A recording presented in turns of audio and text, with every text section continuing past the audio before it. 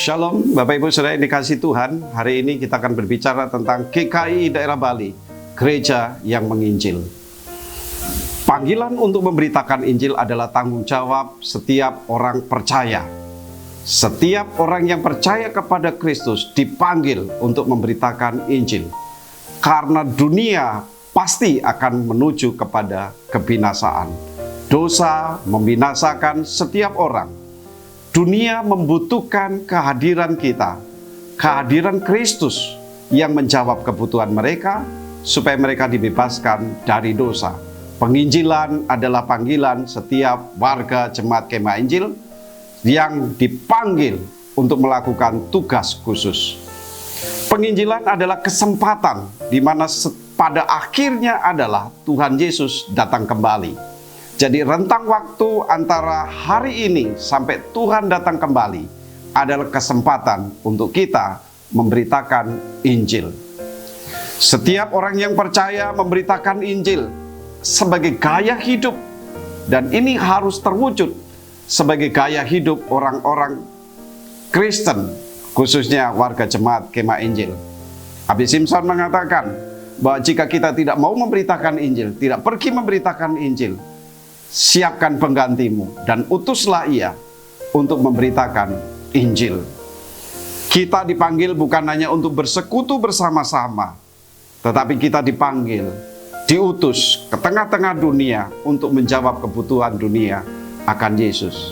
Karena itu, gereja yang tidak menginjil akan mati dengan sendirinya. Gereja harus menginjil. Karena dengan menginjil, roh yang menghidupkan itu akan bekerja di tengah-tengah jemaat.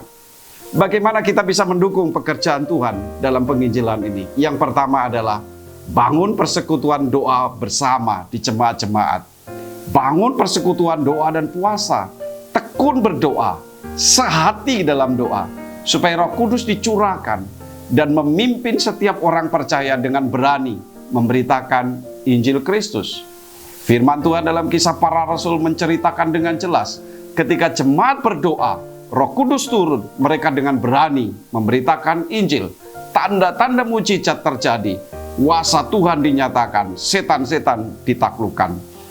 Yang kedua, bagaimana caranya kita mendukung penginjilan adalah mari kembangkan karunia-karunia yang ada dalam diri kita, talenta yang kita miliki, supaya kita bisa menjadi berkat bagi semua orang. Membangun masyarakat, berdampak bagi masyarakat, sehingga mereka boleh mengenal Kristus pada akhirnya.